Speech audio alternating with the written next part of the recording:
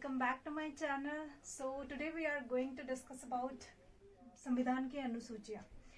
तो इसमें से बहुत सारे टाइप के क्वेश्चन आते हैं वन डे एग्जाम के लिए, तो ये बहुत ज़्यादा ज़रूरी है। बाकी आप अगर पीसीएस, स्टेट पीसीएस, यूपीएससी वगैरह कुछ देते हैं तो उसके लिए भी ये बहुत ज़्यादा इम्पोर्टेंट है।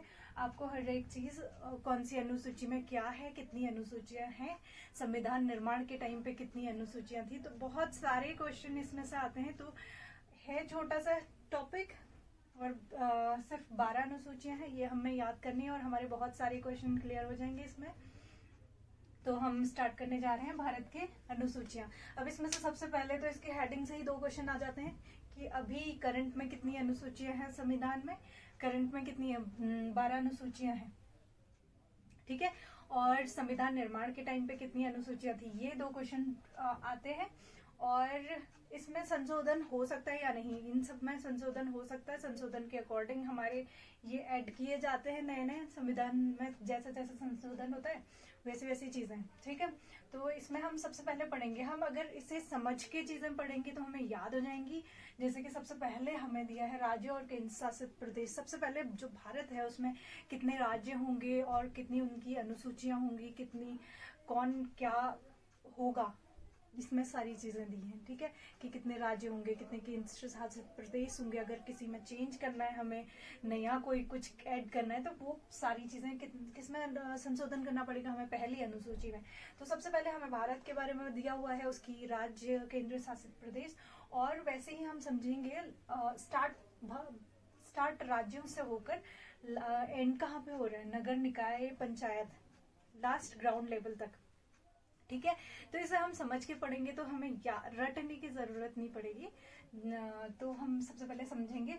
सबसे पहले हमें दिया हुआ है पहली अनुसूची में दिया हुआ है राज्य और केंद्र शासित प्रदेश। सबसे पहले अगर हमें किसी कंट्री को समझना होगा तो उसे समझना होगा कि वहाँ कितने स्टेट हैं, कितने केंद्र शासित प्रदेश हैं, वो कैसे चल रहे हैं। तो सबसे पहले हमें यही बताया गया है सबसे पहले अनुसूची में। अगर हमें कोई नया वो ऐड करना है, नया राज्य बनाना है या फिर राज्य को दो में विभाजित करना है, तो हमें संशोधन करना पड़ेगा पहली अनुसूची में, ठीक है।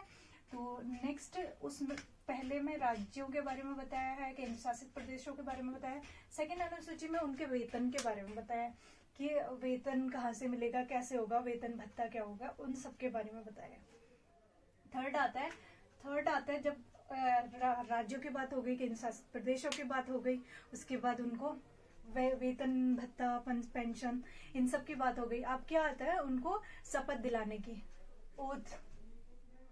तो सारे जो भी जो हमारे राज्य सरकार के लोग होंगे उनको शपथ कौन सी अनुसूची के तहत दिलाई गई है, अनुसूची 3 में उनकी शपथ संबंधी चीजों का उल्लेख किया गया अनुसूची 3 में, ठीक है। फोर्थ अनुसूची है राज्यसभा की सीटों का आवंटन। कौन से राज्य से कितनी सीटें राज्यसभा के लिए आवंटित होंगी, ये सारी किस्में दी हुई है अनुसूची 4 में। जैसे आप कमेंट करिएगा कि राज्यसभा के लिए उत्तराखंड से कितनी सीट्स हैं, या फिर आप जिस भी स्टेट से हैं अपने अपने स्टेट के राज्यसभा की सीटें, इतना हमें पता होना चाहिए कि राज्यसभा की कितनी सीट्स हैं, लोकसभा की कितनी सीट्स हैं हमारे स्टेट से।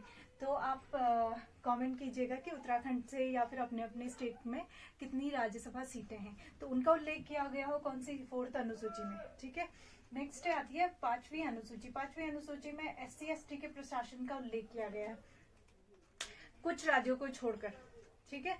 पांचवी अनुसूची में SC/ST का प्रशासन का उल्लेख किया गया कुछ राज्यों को छोड़कर, जैसे असम, त्रिपुरा, मेघालय, मिजोरम, इनके प्रशासन की व्यवस्था किसमें की गई है, उल्लेख किया गया है अनुसूची 6 में।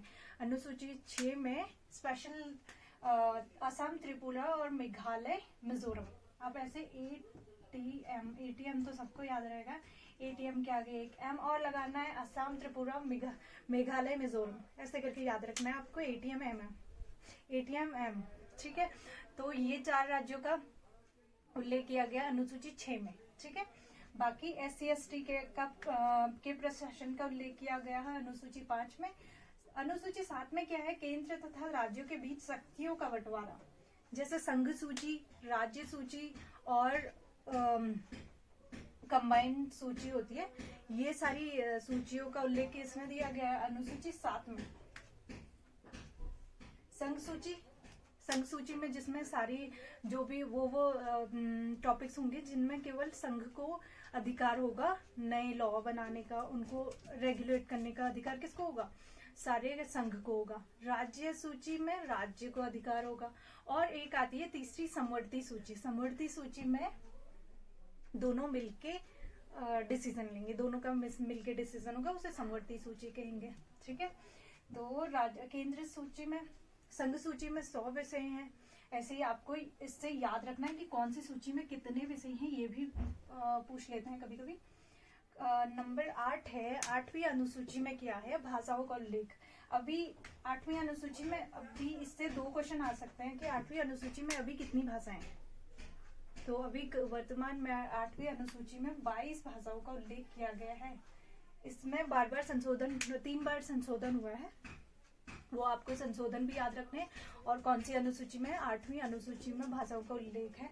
कभी कभी सीधे क्वेश्चन पूछ लेता है कि संविधान में भाषाओं का उल्लेख कौन सी अनुसूची में किया गया है। तो अनुसूची कौन सी, अनुसूची 8 में भाषाओं का उल्लेख किया गया है। अभी कितनी करंट में, वर्तमान में कितनी अनुसूची है, 22 अनुसूचियां, 22 भाषाओं का उल्लेख है अनुसूची 8 में। ठीक है। नेक्स्ट आता है 9th, भूमि सुधार संबंधित जो भी कानून होंगे वो किस में आता है, अनुसूची 9 में। अभी रिसेंट अगर आपने पेपर दिया होगा तो अनुसूची 10 पूछी गई थी, दल बदल संबंधित प्रावधान किस में है, ये पूछा गया था डायरेक्टली सीधे से। अगर आपको सारी अनुसूचियां याद है तो आपको सीधे से उस क्वेश्चन में सोचना भी नहीं था, आप सीधे आंसर टिक कर सकते। तो दल बदल कानून किसमें है, अनुसूची 10 में। 10 से याद रखिए, दल बदल, अनुसूची 10 दल बदल। ठीक है। 11 में है पंचायतों का प्रावधान। पंचायतों का प्रावधान, इसमें 73वां संशोधन, संविधान संशोधन हुआ।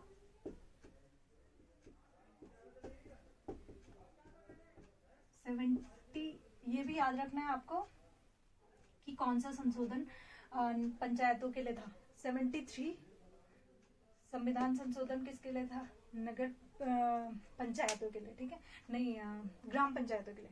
ठीक है। 73 संविधान संशोधन। अब आता है इसमें कितने विषय हैं, इसमें 29 विषय है ग्राम पंचायतों के लिए। ठीक है। और 74 संविधान संशोधन है नगर निकायों के लिए। 74 संविधान संशोधन 74 संविधान संशोधन नगर निकायों के लिए, 73 संविधान संशोधन पंचायतों के लिए, 74 नगर निकायों के लिए। तो ये थी हमारी पूरी 12 अनुसूचियां। इनको आपको एज इट इज याद रखना है और इनसे डायरेक्टली क्वेश्चन आते हैं। अभी रिसेंट कितनी अनुसूचियां, 12।